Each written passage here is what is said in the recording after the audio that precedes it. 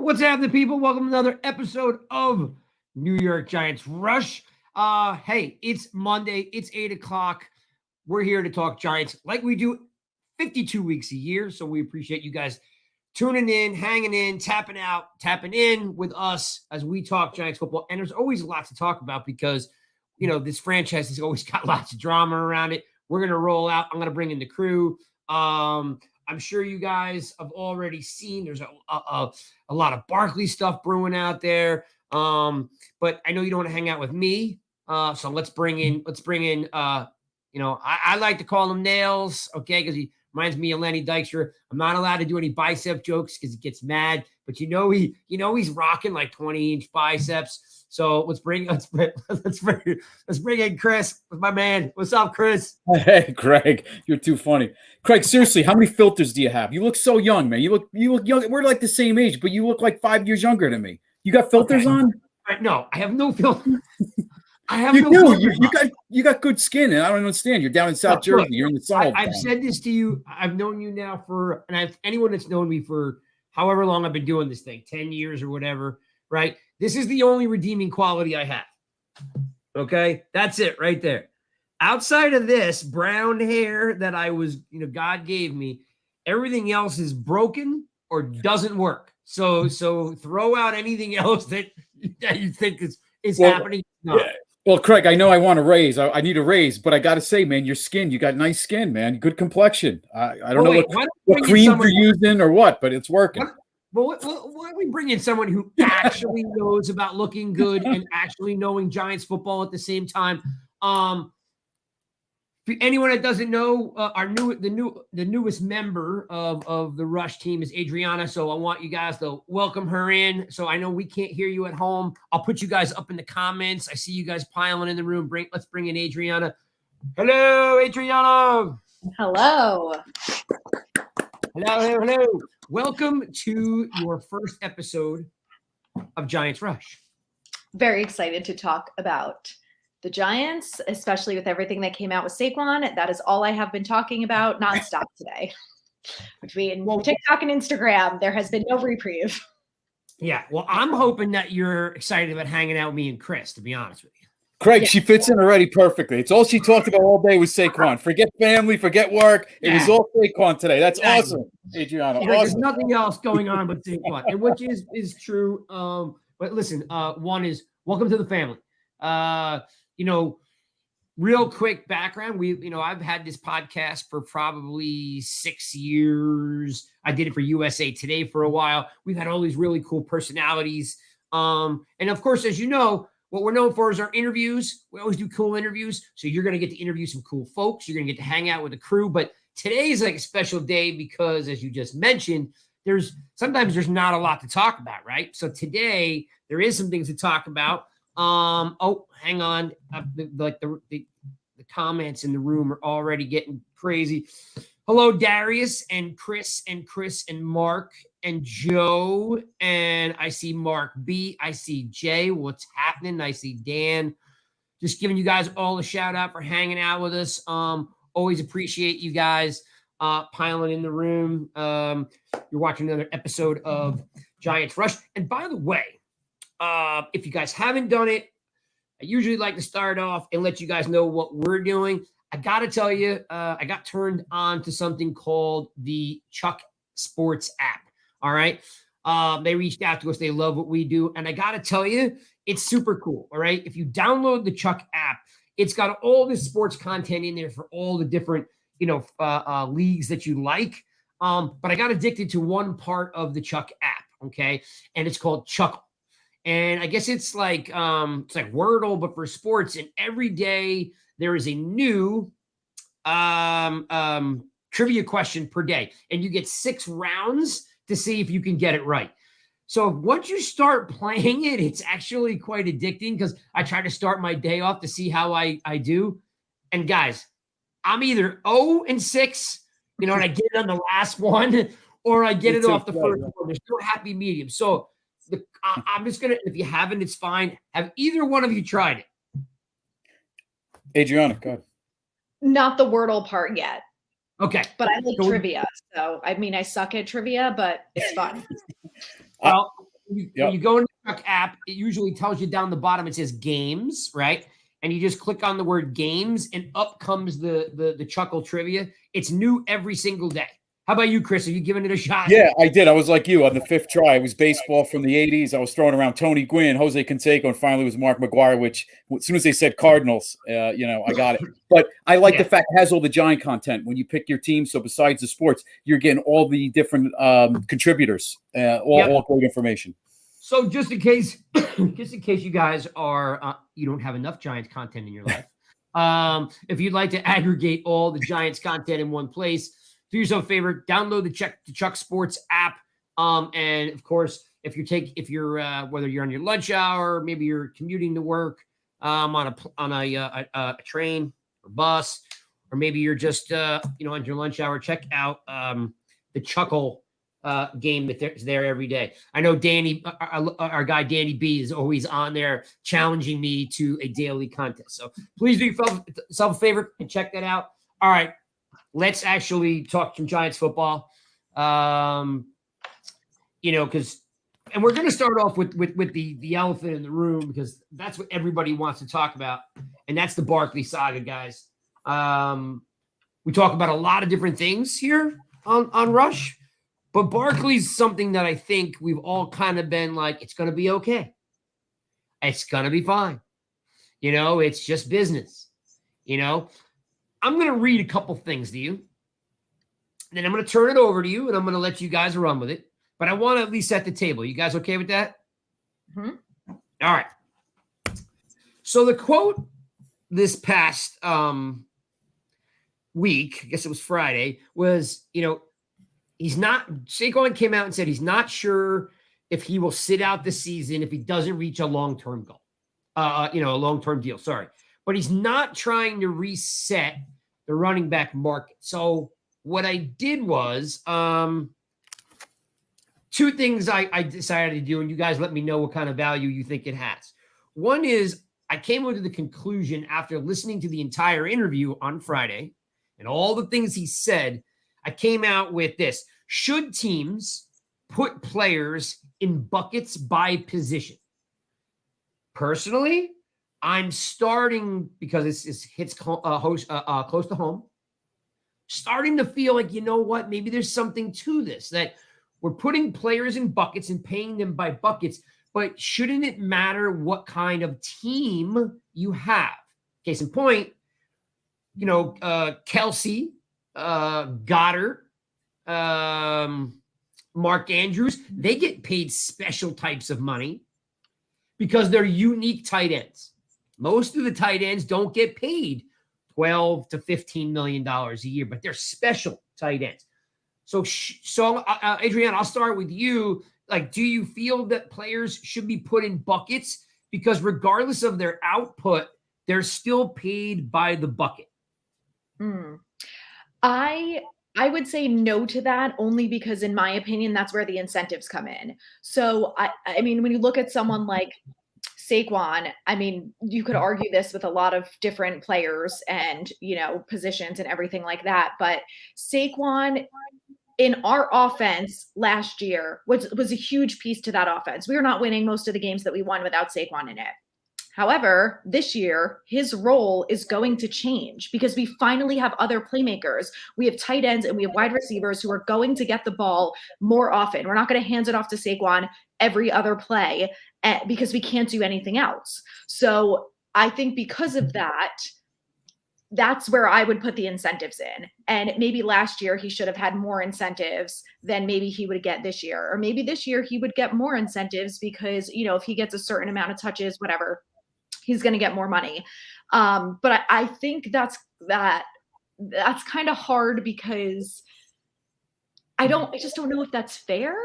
I mean, I don't know if any of it's fair realistically, but someone like Joe Burrow, who's been dealt a crappy hand a little bit with the Bengals, like, should he be getting paid more money? He's one of the best quarterbacks in the league, but that doesn't, with the people around him, I don't know, like with the people around him, does that mean that he should get more money because he's elevating the team to a certain degree? Maybe. I don't know. You could maybe argue that that's why Jones got as much money as he did, because he elevated the team last year, and the theory is that he's going to do that again this year. But okay, no, you're on this. You're on to something. So let's take a little bit of that, Chris. She brings up someone like Joe Burrow, right? Like, so Joe Burrow comes out of the gate and performs right away, and he's a top 5 QB in the league, top 3 QB in the league, right? He's going to get paid next year, and he's going to be he's going to get his money, right? Mm-hmm. He's going to be paid because of his age and his production. He's going to be paid for past and future revenue. And he's at the highest, most elevated, most prominent, most polarizing position in the NFL, right? Where Saquon Barkley, as in this unique position, like, he didn't draft himself, but the Giants drafted him too, right? It's not his fault he went that high, but he's really been realistically the face of the franchise for 5 years. He's good on and off the field, right? So I'm going to parlay this for a second, Chris, and you're going to help me with this, okay? The tag is $10 million, right? So, and that's what roughly the Giants want him to play on, right? I'm going to read you, okay? And it's going to kind of come full circle back to, is slotting, to what Adrianna said, I don't know if it's right. Slotting players by position, right?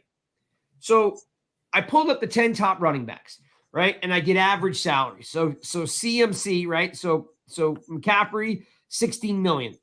Kamara makes $15 million, and he doesn't even have a team right now. Like, right? Cook, 12.6, doesn't have a team right now. Henry, 12.5, Chubb, 12.5, Mixon, 12, Jones, 11.5, Pollard, 10.1, Jacobs, 10.1, Barkley, 10.1. Now, this is where it gets interesting. I'm going to reread that list, and I'm going to tell you about what their teams did, right? Because Adrianna said about elevating teams, right? So if we don't slot them by position, you would say, well, do they elevate the team? Do they make the team better? And then in that case, if they make the team better, do we pay them more, right? So to Adriana's point is, I don't know if it's fair, right? Okay, ready? We already know McCaffrey goes to the Super Bowl. The quarterback gets hurt, and McCaffrey literally touches the ball every single time until the game ends. They're talking about him playing quarterback in the Super Bowl because they don't have one, right? Mm-hmm. Kamara is a holdout. He's got not one 1,000-yard rushing year. Receiving, yes, but no rushing. He's never rushed for that milestone. Cook wants more money, right? And he's already the 3rd highest paid running back in the league. He wants more money, and he doesn't have a team. How much more can you want it? Your own team doesn't want you. Okay. Henry didn't make the playoffs. Chubb didn't make the playoffs. Mixon lost in the AFC Championship, okay, which is great. Jones, no playoffs. Pollard lost in the playoffs, right, in the first round. Jacobs, no playoffs. And Barkley goes to the playoffs, wins the first round. So out of that whole list, you're talking about Christian McCaffrey, Mixon, and Barkley are the only ones that did anything. So does he not, Chris, deserve to be making more of these guys, more than these guys that haven't elevated their team at all?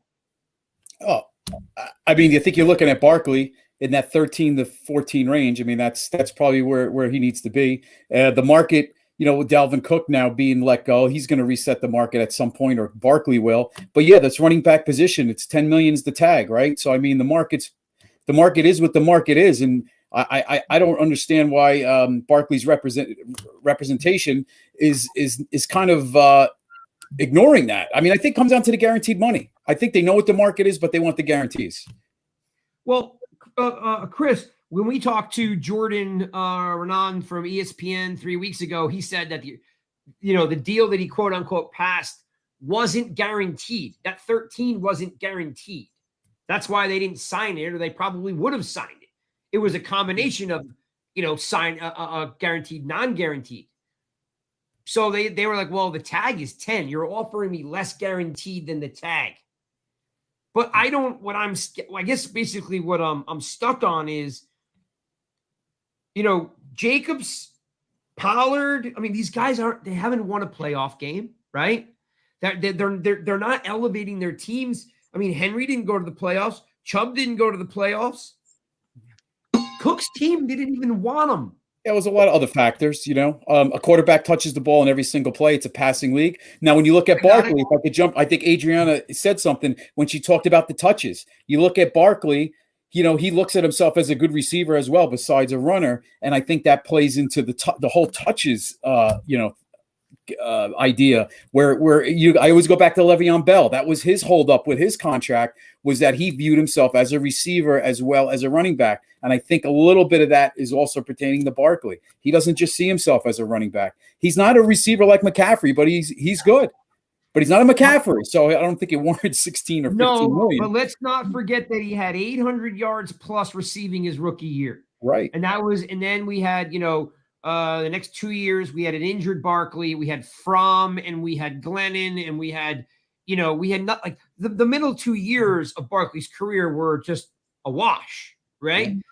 So I guess what I'm kind of, and Adrianna, you can help me out here. I mean, Kelsey and Goddard and Andrews, like they get paid like wide receiver money. Now not like Tyreek Hill type of money, but like, why can't the Giants just look at this list of players and say, you know what, Saquon, if Christian McCaffrey makes 16 million and he goes to the playoffs and he receives the ball and he runs the ball and he does all this stuff that you do and you're pretty close, like, why can't they just, and look, number one, McCaffrey, 2 is Kamara, Cook is 3, Henry's 4, Chubb is 5. Chubb is at 12.2. Henry's at 12.5. Neither one of those guys go to the playoffs. They don't even go to the playoffs. So, I mean, why can't they just give them 13 million, which would make him the third highest paid back in the league, and we move on? Are the Giants playing hardball here, Adrianna, for a couple million? I think so. And I think that this is a little loud. I think that's part of it. I mean, I can't speak to this for a fact, but part of me feels like they offered 13, 14 million at the buy, and they felt like this is probably going to be the best offer that we're going to get. Or maybe they felt like if Saquon had an epic second half of the year, that they didn't want to pay him what he thought he was going to be able to get in the market. And I don't know, maybe there's a little bit of I don't want to say hurt feelings. That sounds so childish, but something along the lines of the fact, like, we offered you a ton of money and you said no, and your agent is the one who's screwing you over. And, we're willing to make compromises here a little bit, whatever it is. But from what I have heard, it sounds like that's not what his agent is doing. And it sounds like there's not any compromising going on from his side of the contract negotiations, which makes me feel like the Giants are kind of feeling like, if we sign him on the tag, he's got 10 million guaranteed, which is more than what we were going to give him anyway. And that's what we think he deserves. I think the biggest thing is that they just feel that he is not worth more than 14 million, regardless of what he does on the field. I mean, like Chris said, he's not Christian McCaffrey. He's not all of a sudden at this point in his career going to become a Christian McCaffrey back who is that good at receiving the ball. He's also not a great blocker. So he's not a complete well-rounded back, which is, I think, why they're not willing to give him that much money. So I don't know what the guarantees were. I don't think Jordan or anyone knew what the guaranteed money was, because the way that I see it is if they offered him 13 or 14 million, whatever the real number was at the buy, and the guaranteed was 10 or less, then fine. Maybe he has a right to say, I should be getting at least 10 million guaranteed. If I can get that on the tag, then I should have that regardless. Correct.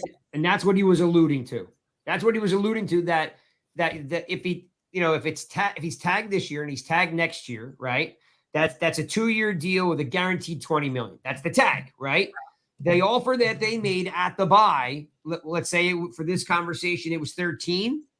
The guarantee money was less than the tag. So they weren't going to sign anything less than the tag.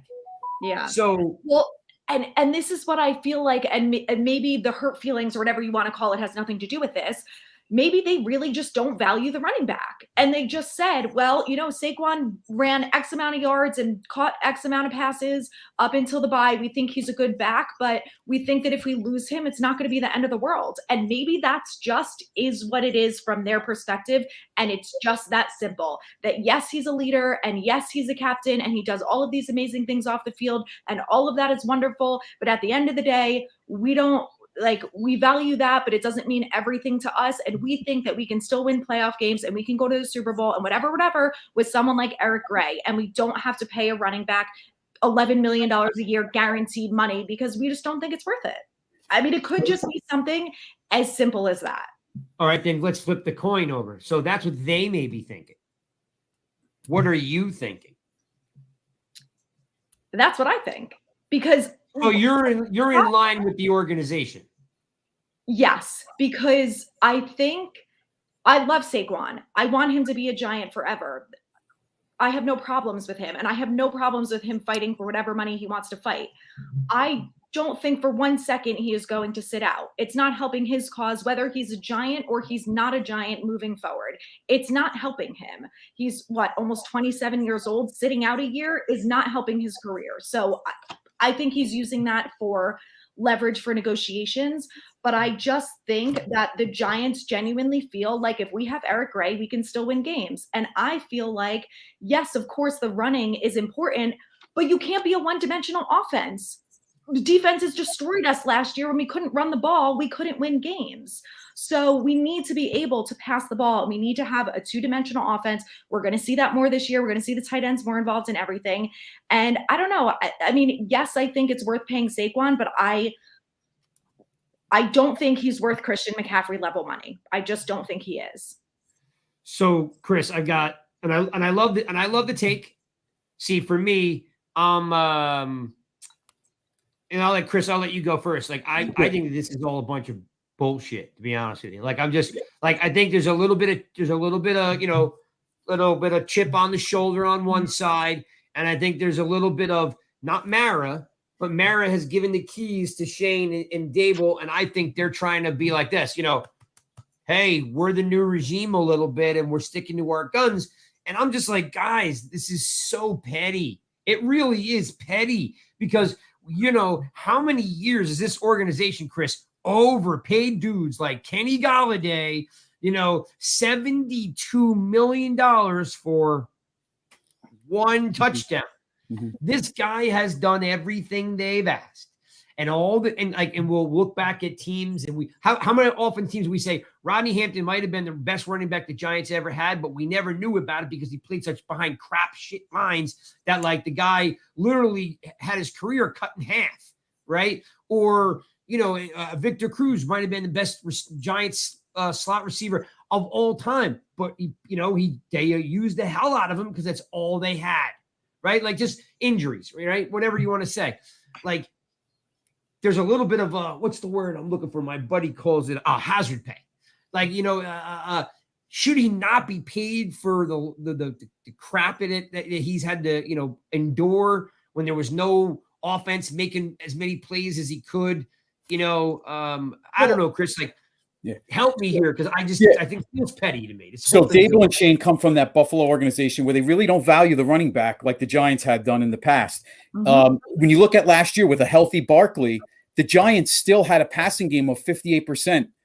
And it wasn't that balanced. It was more passing than running. And that was with an okay offensive line and with a healthy Barkley. So going into this year with an improved offensive line, with more weapons at the receiver position, how are you not even going to even expand even more on the passing game this year? You got to think it's not – Buffalo doesn't run that balanced type offense.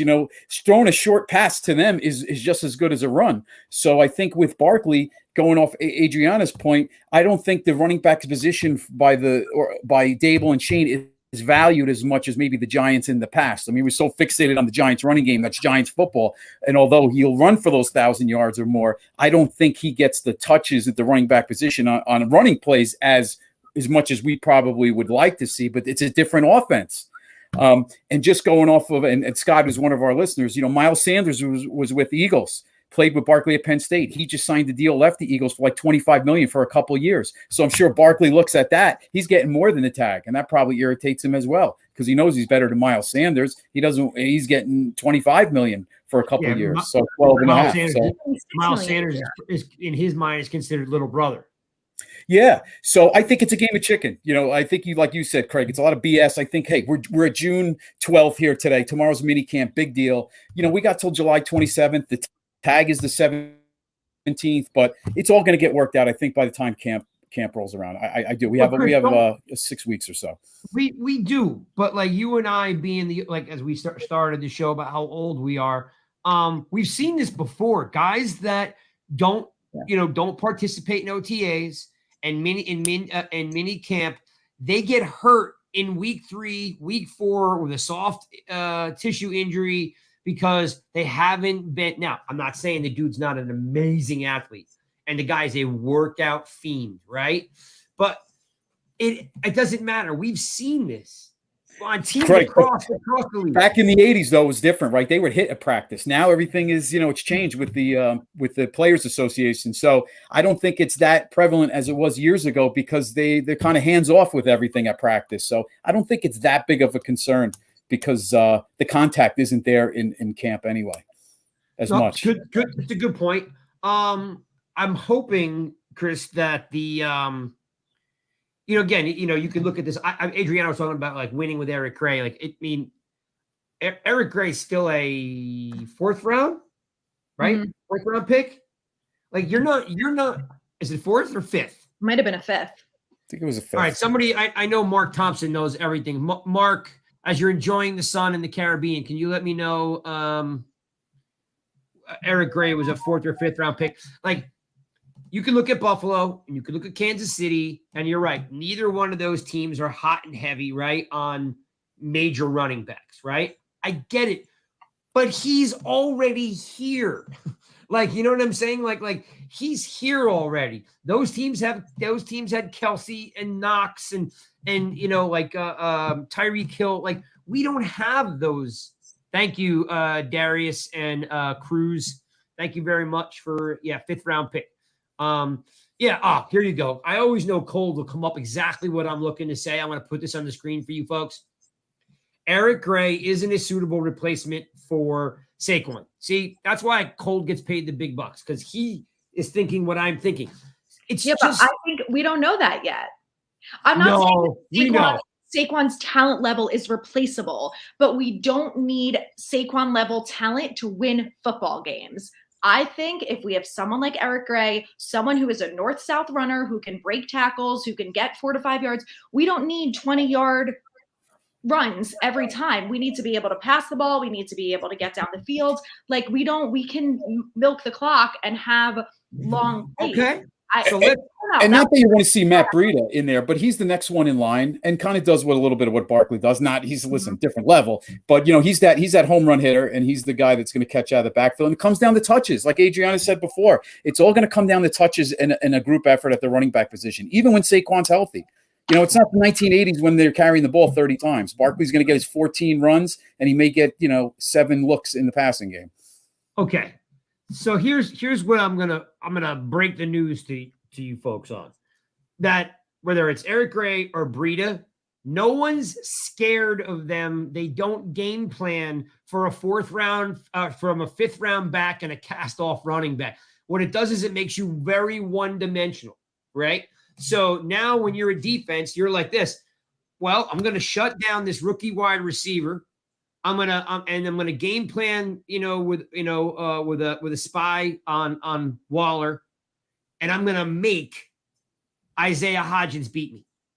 And what happens is if you don't have a dynamic, listen, the run sets up the pass. If you don't have someone that's dynamic, I'm not saying it has to be Barkley, but we know Breida is not dynamic. We know he's good for something. Right. When you've got Bradshaw and then you've got, Jacobs, and then you got Ward, you got this three-headed monster thing going, right? You don't have now we don't, Adrianna is 1,000% correct. We don't know what Eric Gray is, but we know that the entire NFL passed on him 4 times. So we know that there's limitations there, right? No team, everyone passed on Ahmad Bradshaw, but he didn't have to be the guy. He only needed 10 carries or less per game to become Ahmad Bradshaw, okay? Because there was, you had Derek Ward and you had Brandon Jacobs. We don't have that if Barkley's not here. You can't, so you become a little bit one-dimensional where the defense is not game planning for Breida, just like they didn't plan on, look, what happened when we had Fromm and Glennon? They were like, well, we're not worried about the quarterback beating us. And, so, well, let's let Saquon beat us. Now, if you take Saquon out of the picture, it's really hard to win in the NFC East, which we already know we need 10 wins to get to the playoffs with Breida and Gray. Maybe I'm crazy. The Eagles did it. The Eagles have the best offense and defensive line in football.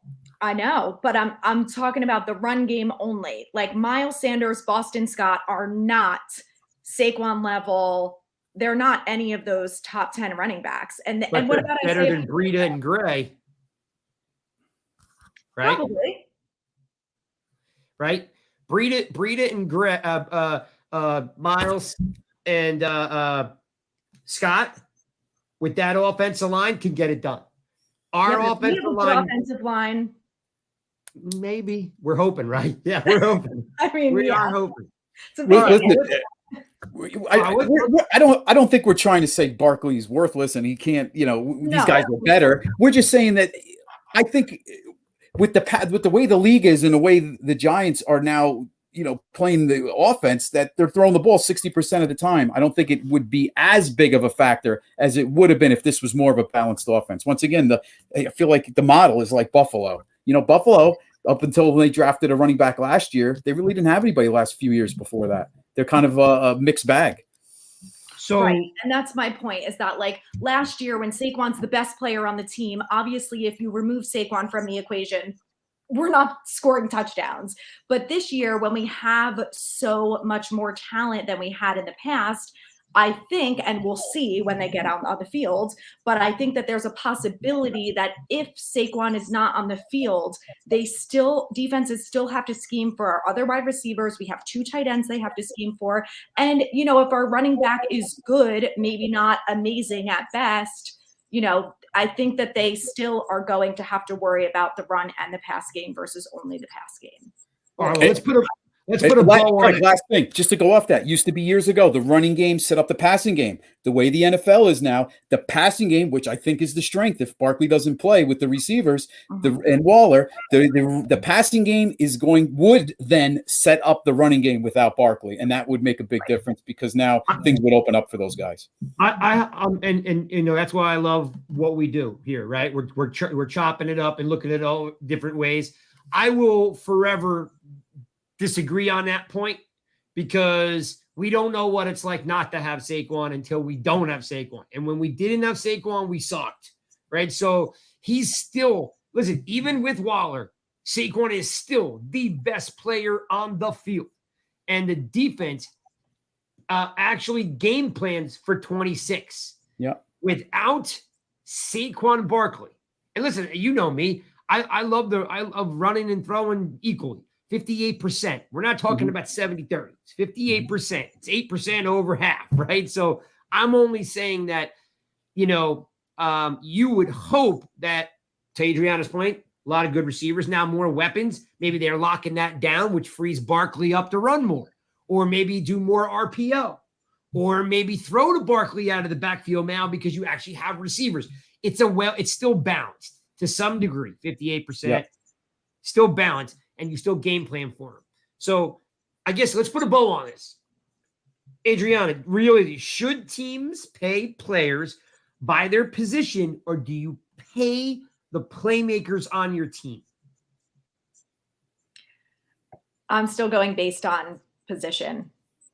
Okay. And I'm going to stick to that because what I have said all along about Jones is that if you could be the superstar on the worst team in the league and you can't help them get to the playoffs. And it's not your fault. So, I think the playoff analogy is a little tough for me to say that they should be paid more. Okay. No, I love it. It's a great take. Chris, should they pay him? Because on Kansas City, Kelsey is the best tight end in the league. It has been for quite some time. He gets paid like a wide receiver. So does Mark Andrews. So does Dallas Goedert. Dallas Goedert is not the best player on that team. You can make an argument for Sanders, or you can make an argument for Hurts. You know what I mean? You can make an argument for AJ Brown. Goddard's a top 4 tight end. And where's the numbers? So Kelsey's got a 4-year deal, $57 million, 22 guaranteed, average salary of $14 million. Dallas Goedert, $57 million, $14 million per year, $35 million guaranteed, 14 a year. These guys are getting paid, good money. Tight ends didn't get paid 7 years ago.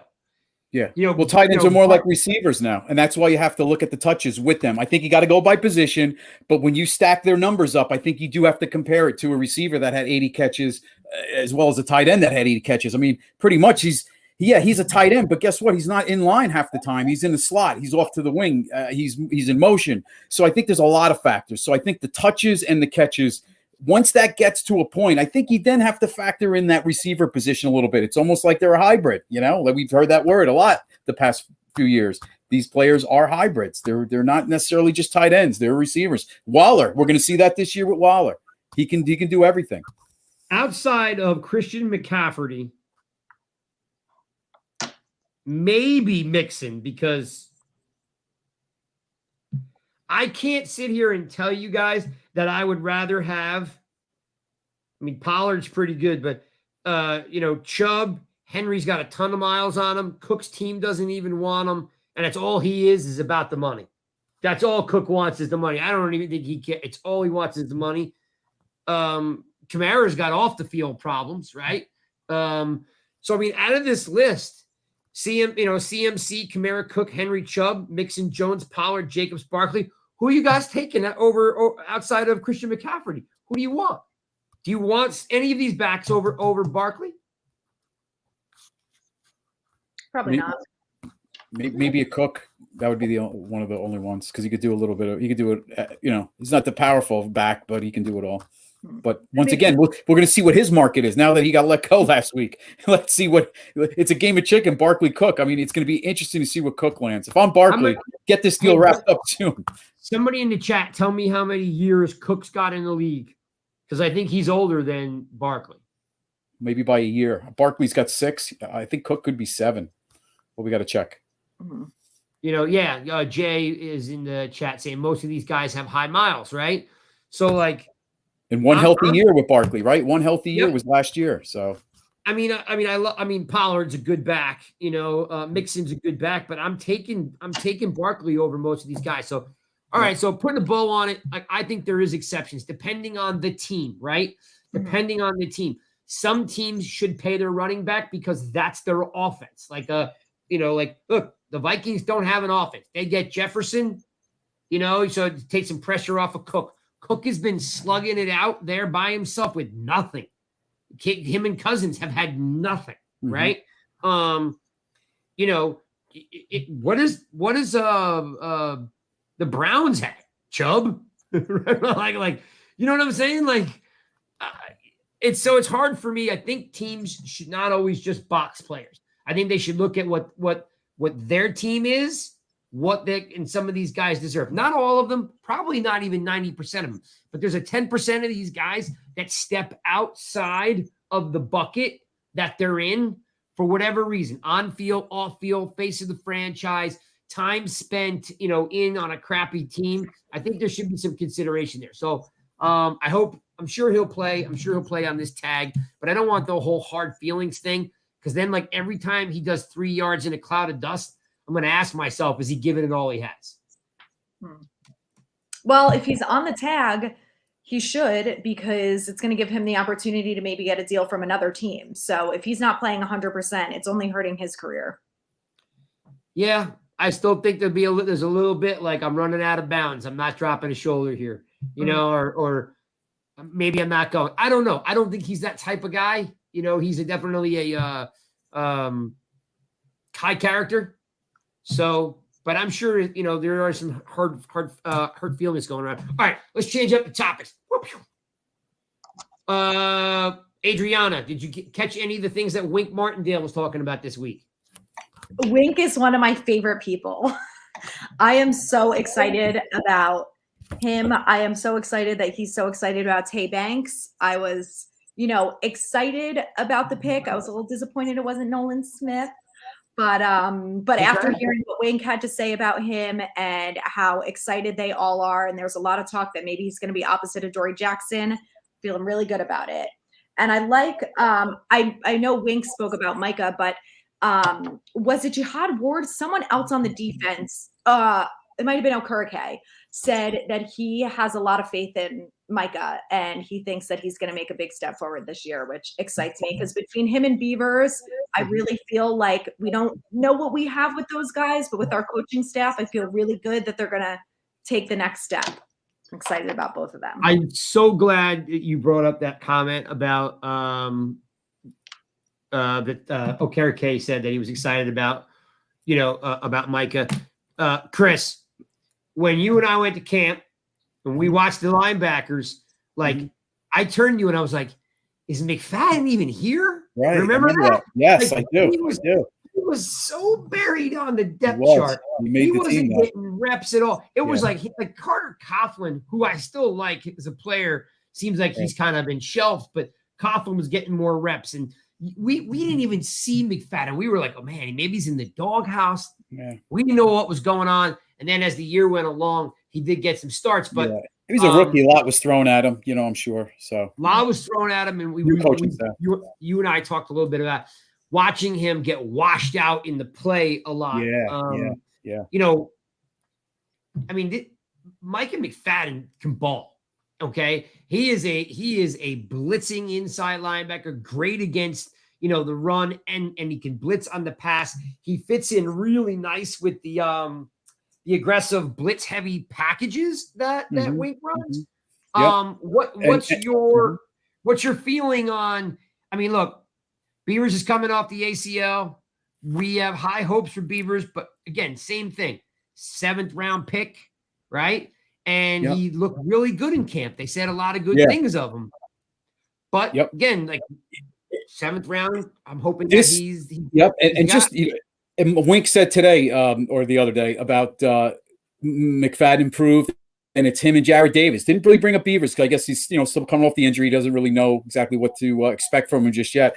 But he brings up Jared Davis, which was very strange. If you look back to Jared Davis, he was re-signed right after the season. This coaching staff has a little bit of a love affair, I think, with this Jared Davis, who was thrown in after 3 days of practice, had 9 tackles, kind of feeling out the defense. In the second game, I think he had 10 tackles. Listen, Wink has something with this Jared Davis because he threw his name in there with Micah to say that Micah and Davis are going to battle it out for that position, and didn't really mention Beavers. And once again, he's coming off the injury. Probably doesn't want to put pressure. They got to see how he does on the field, coming back after the injury. But it does sound like he's on board with McFadden, but they have this love affair with Jared Davis. So I don't know. It's going to be fun to watch, I think, at that position, that inside linebacker spot. Mm-hmm. Chris, remember when Parcells was coaching in the 80s and how he used to motivate LT, right? Remember they played the Saints one game, and he came in and he said, "Hey, the real 56 is over there in New Orleans on the other sideline." Yeah, Ricky Williams, yeah. Oh, not Ricky Williams. Yeah. What's his name? Ricky. You know what I mean? Ricky. Oh my goodness, I can't. Help me out, everybody. Oh my God, I can't believe Ricky Jackson. Ricky Jackson. Yes, Ricky Jackson. And LT was like so fired up. He had like 3 sacks, separated his shoulder. They harnessed him up. He was all over the field, right? Or how he'd like put like slips of paper on his stool and tell him like if he needed a flight out, they would buy him a flight out of town if you wanted. Like if you're Wink Martindale, you're of course going to be like, Jared Davis is the guy. And that Micah guy, he's improved, right? Yeah. I mean, there's probably a little motivation in there because maybe he's like an Indiana, like superstar. Like, I mean, like he was like the man there. So, and hey, look, let's parlay this for all you guys out there. Micah McFadden's going to be on the show this Monday at 8 p.m. We're going to interview him. I'm really excited. I'm a Big Ten guy, so I love talking Big Ten football. And what I love about McFadden is the same thing I love about Dane Belton. They're both Tampa guys, okay? They're both Florida guys, and they went and find like places with snow. Like Belton goes to Iowa, McFadden goes to Indiana. Like these guys like leave their sun and fun to play like Big Ten football in the middle of the country. Like, so I think it's cool. And I love the fact that he was a big blitzing inside linebacker. Yeah. So that's pretty cool. And we're going to have Micah live. So we hope all you guys will tap in, ask some questions. And by the way, tell your friends. I will say, got to be honest, hard on my sleeve. We interview the best players on the planet, and I can't figure out how you guys don't watch these interviews as much, right? So if you guys have, we've interviewed Belton, Bellinger, we've interviewed Chris, help me out. Who else we've interviewed? David Wilson, we've interviewed Hodgins, Gates, we've interviewed Jack Anderson, we've had Soyber, Banks, Leonard Marshall, Pepper Johnson, Kiwanuka, Matthias, and what's his name? The other linebacker. Kavika Mitchell. Kavika Mitchell, yeah. We interviewed Kevin Boss, Jake Ballard. We interviewed the best players that you guys want. And I thought you guys would love this. So I've moved away from the legacy guys to bring you the current guys. So we are literally moving through the last year's draft class. Can I get you some of these the 23 group? I'm trying every day. So I'm hoping that if you guys don't watch it live, that you will jump into, and I was trying to actually, I don't know if I put it up here or not. I probably didn't. I'm looking through the banners in the background. Here. You can listen to Giants Rush on Spotify, Amazon Music, Apple Pods, Anchor, Google Play, Stitcher. So if you're walking the dog or you're running on a treadmill or, at the gym, maybe you're at a really boring baseball game of your nephews, whatever, just hit the audio, bang, and throw it on your pods and check us out. So we're there. So we're hoping you guys will tap in. Monday, we're going to get McFadden on here. If you have any questions you want me to ask him, let me know. Because I'm pretty sure, he's a pretty fun guy. Evidently, he's pretty chill.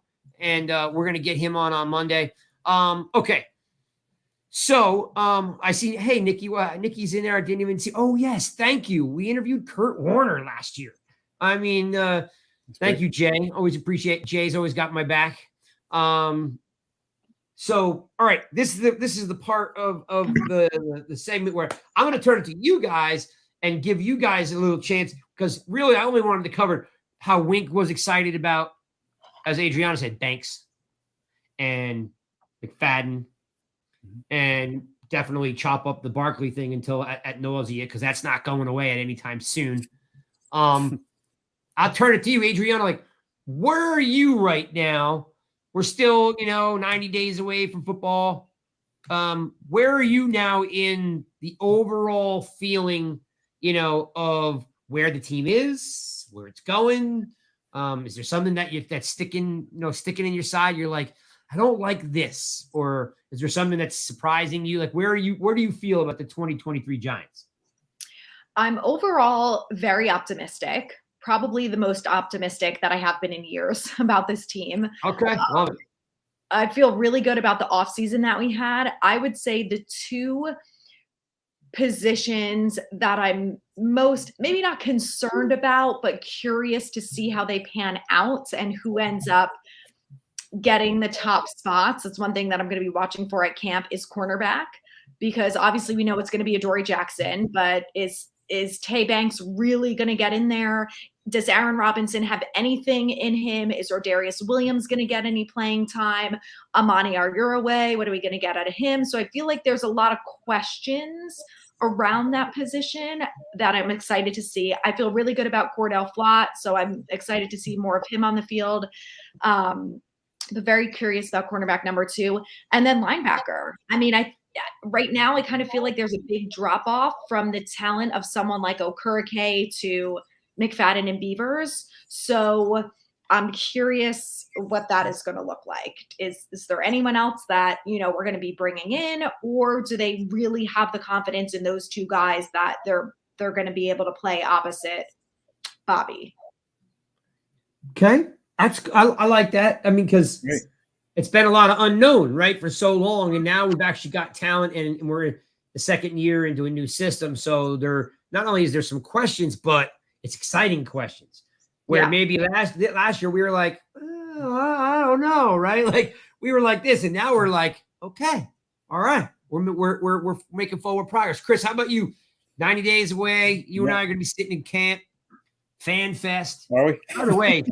By the way, just in case anyone, Adrianna better be there. She's in Jersey, right? Adrianna, you better be there. I'm in Connecticut, but I will definitely be at training camp and Fan Fest. All right, I've been the last couple years.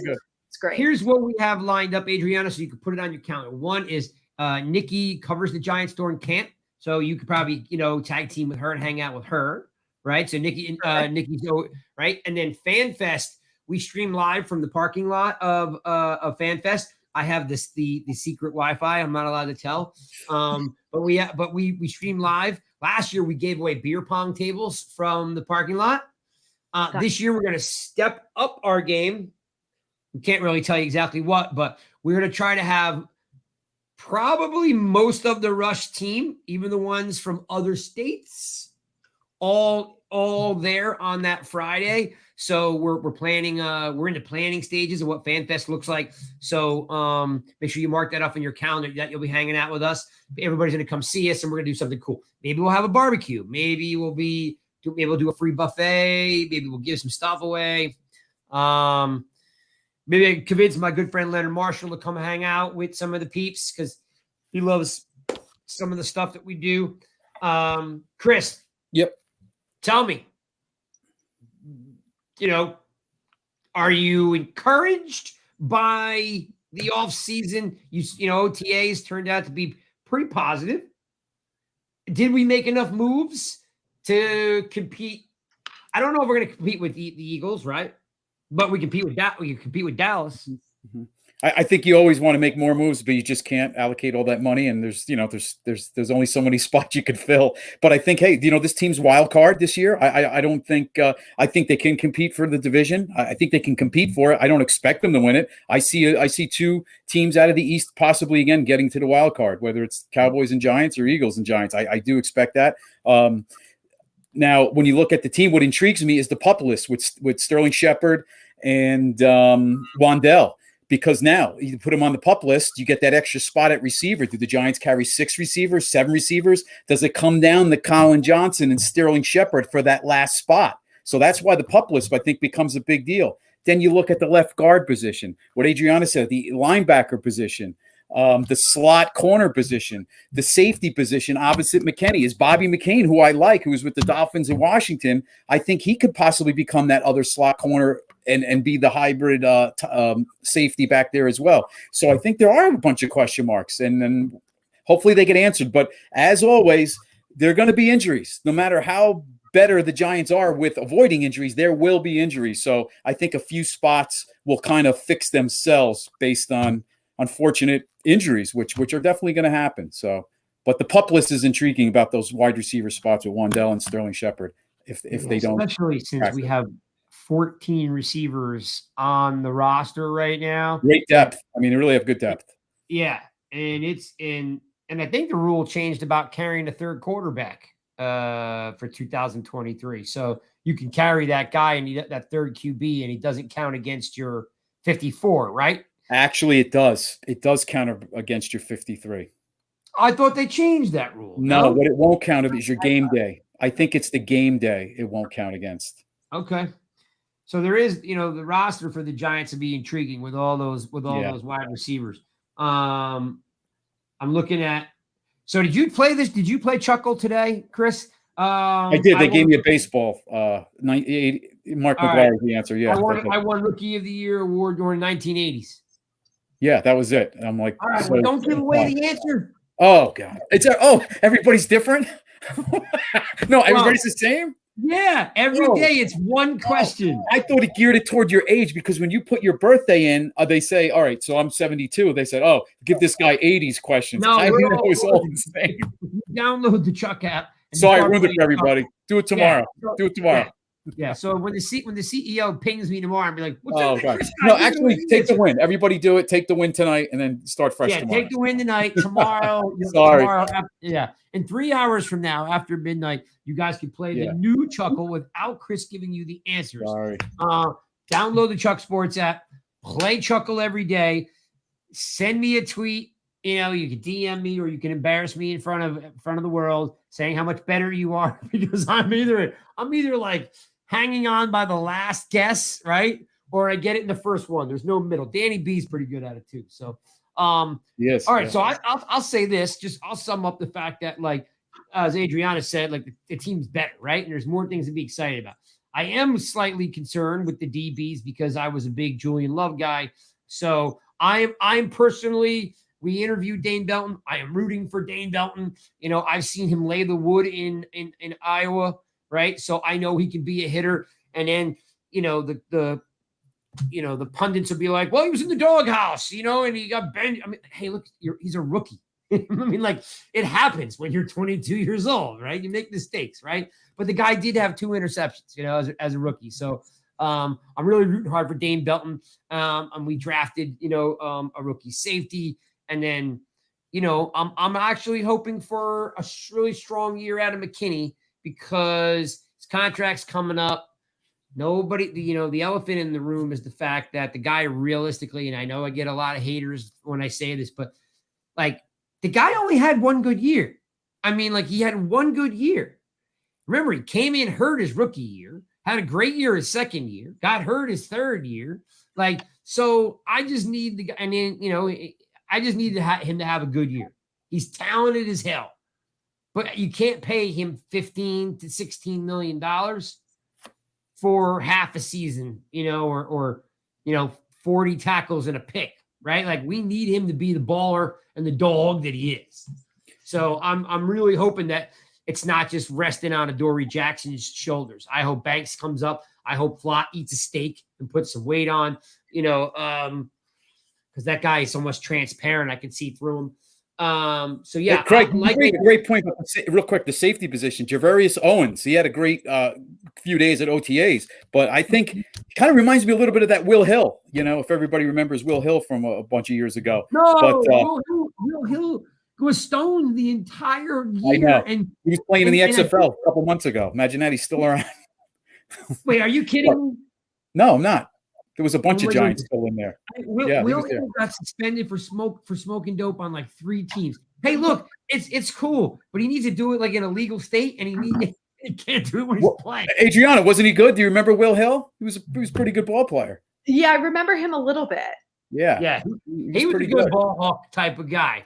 So you know, Owens kind of reminds me of that a little bit. So we'll see. But he's going to without basically the pot smoking. Yeah, hopefully. Yeah. Well, now you can get away with it. Back then you could.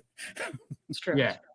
Get the Yeah, so I'm really comfortable. I think the line's going to take a step forward. I think Glowinski's going to have a good year. The big battle be at left guard, whether it's Jack Anderson, Lemieux, or even Bredesen sliding into that spot because he was our most successful. And then, of course, so from an offensive standpoint, I'm excited. Barkley being happy and filling, I'm very excited. Defensive wise, we didn't have a great defense last year, right? So we need pass rushers. We need to rush the passer. Ojulari is the key. What are you laughing at, Chris? Right, Darius just put in your favorite player was in the XFL. Nico Lalos was playing, and Cody Latimer. I loved Nico. I know. Nick Lalos had that big fumble recovery, and he made the team last year, and he was one of your favorits. Craig doesn't buy jerseys of Giant players, but he did buy a Nico Lalos jersey, which he will not wear. That's not true. I wish, dude. If honestly, that's so funny because the fact if I had a Nico Lalos jersey, I would wear that every day. Like he'll do anything for subscribers. Craig will do it. It's probably not too late to buy one. It might be on clearance. I'll get it from China, $20. That, or I could just get a white T-shirt and then use a magic marker and write his name. What number did he wear? 57. Somebody's crazy in the head knows. I don't remember. Yeah, and you know what though? I love the underdog. Yes, I'm always rooting for that. Rooting for him. Yeah, you know me. I'm always rooting for the underdog tight end and the underdog linebacker to make the team. That's right. And make the team. You know, that's because me and you, Craig, our whole lives we've been underdogs, and we've made it this far. Yes. Yeah. All right. So, folks, again, appreciate you guys checking in, tapping in. Please make sure you follow Adrianna, who's brand new to the team. We're going to get her some rush gear so we can hook her up. Of course, you guys are probably already following Chris. If you're not, step up, people, and let's go. The team now is stocked. We're full. We're still, we're basically a well-oiled machine now. Like, Adrianna's awesome at the Instagram Live. She does TikTok. She does all these great videos. I'm like, you've seen Chris now with me for a year at Spartan Mike. Nikki is, listen, let's not forget, folks. And I'd like to make sure you guys are very clear what happens on Wednesday night during rush hour. Rush hour is sports gambling, fantasy football, and around the NFL. So if you're looking for those topics, make sure you tap in there. Tell your buddies. Tell your families, your friend. 3 sports leagues are going to be uploaded on nygiantsrush.com, okay? 3 fantasy football leagues. One is the Queens League, right? We got all the ladies, right? We got I don't know what they're calling them, the housewives of something, Nikki's telling me. So we've got the all-girls fantasy football league. We got the Ballers League, which will be a paid fantasy football league. And then we got the Rookies, which will be a free league in case you are you're new to fantasy football. You just want to have some fun with us. We are going to have a free league too. So there'll be at least 3 leagues that you can go to nygiantsrush.com and register for. And then Danny and Nikki are going to spearhead that. I just wanted to let you, oh, there it is. Thank you, Nikki. Real Housewives of East Rutherford. So, hey, it's a great show. I want you guys to tap in there and support the Rush platform. So even if you're not into gambling or sports, check in, just say hello, ask a question, or tell that person in your office who does like 9 different fantasy football leagues. Tell them we have fantasy experts with Nikki and Danny. She's been, bringing in all these national guys. And of course, Adrianna, make sure you're following her. And we're thinking, Nikki, Adrianna, did we come up with a name yet? I was thinking about, so I love Led Zeppelin and I got a little hung up on like the Ramble On thing. So I was like, maybe we do like Ramble with Rush. Ooh. I was going to do Ramble On Rush, but then I was like, I don't want to get sued. So. Okay. So what we're going to do, because I said everyone part of the team, I always love when they spread their wings and they do cool stuff. That's why I bring you guys in these like cool people that I like. So I hope you like them too. And I always fascinated with Adrianna's TikToks and the IG live. In fact, I even tapped in with her a couple weeks ago because she's so charismatic on there. So I asked her if she would be interested in doing a weekly IG live with the Rush crew. And she was like, boom, done. When do we do it? So we are going to roll out a new program or a new show. It'll be like, what do you think, Adrianna? 20 minutes, 25 minutes? You think that's long enough? Good? Yeah. And we'll do, each week, Adrianna will host it. And one of the other Rush members will tap in every Thursday for 20 minutes. Chris 1 week, Danny 1 week, Spartan 1 week, and so on. Nikki 1 week, Alex 1 week. And we'll just basically do something cool and fun, hard hitting, whatever the topic that Adrianna wants to talk that week about. So that's coming up too. And thank you. Jordan says Adrianna's the best. Let's put Jordan's comment up here. Evidently, Adrianna, you are the best. Jordan and I DM a lot, so thank you, Jordan. All right, rock and roll. Well, Jordan, welcome to the family, my friend. Thanks for tapping in. Yes, I think quite highly of Adrianna too, and super excited that we're gonna get to do more stuff with her. So tune in. Not sure when we're rolling it out next week, week after. It's coming. What's the title again, Adrianna? Ramble with Rush. I gotta write it down because now I'm gonna have to. It's gonna be so popular. I'm gonna have to come up with a logo for it. I wonder if I can steal a Zeppelin logo without getting. Oh, I just got so many good ideas. I don't know if that's the risk I'd want to take. Good luck. Actually, so I happen to have. I was in the music industry for quite some time. A lot of that stuff is royalty free after 25 years, anyway. So, but we will refer. We've got a couple lawyers that follow us. We'll refer to them. But most of that, a lot of that, long as you're not ripping off their a lot of their material, like from the artwork side, a lot of this stuff becomes public domain. That's why you hear these songs in the commercials that you watch, and all of a sudden you hear Ozzy and Rush, and all of a sudden you hear, Stevie Nicks on your favorite commercials. It's because that music becomes public domain. But I'll have to check out the artwork side, but we can come up with something. Ramble with Rush. Dang, that's good. That's why she gets paid the big bucks. Thanks for hanging out with us. For Greg, last thing I got to, because real quick, Mark B, 54 was Nico Lalo, so we get 54 was his jersey number. Mark Thompson's asking, we got to answer his question. Do you guys think it is possible Beavers play some outside linebacker? I say yes. He's actually on the depth chart at outside linebacker right now. But go ahead. That was from Mark Thompson. Yeah, I'm looking for it here. I'm sorry, Mark. Don't say it. Don't take it personal, Mark. You don't understand Mark. You don't understand what it looks like on this side. There are over 100 comments in here, so they scroll so fast. I sometimes just miss them. Mark, I would never ignore you. I'm looking for it now, but I got to scroll back. Where is it? 848. Chris, you know what? Yeah, 848. Do you guys think it is possible Beavers play some outside linebacker? 848. Man, he's good too. He knows so much stuff that I wish I knew. 848. Wow, I love the fact that you guys have such a good, tight-knit community. You guys are always talking to each other. Can you speak to my question? Oh, I'm sorry, Mark. I'm sorry. Now I feel bad. 48. Do you think? Okay, Beavers. So, do you guys think it's possible Beavers play some outside, OLB?